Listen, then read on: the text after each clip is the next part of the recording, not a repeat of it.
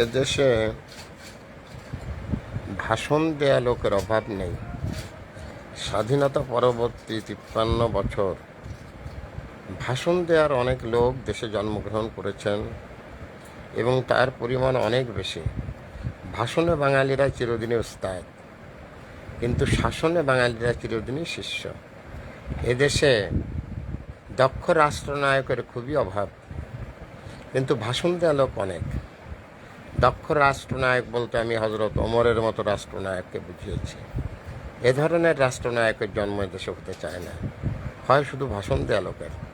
ভাষণ কোনো দিন কোনো লোকের কোনো কাজে আসে না, শাসন কিন্তু কাজে আসে। একজন সৎ মানুষের শাসন, একজন যোগ্য মানুষের শাসন দেশের সমস্ত মানুষের জন্য ভেরি নেসেসিটি।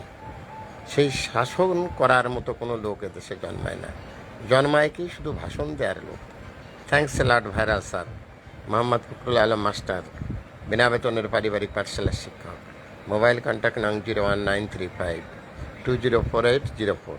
এটা আমার বিকাশেরও নাম্বার।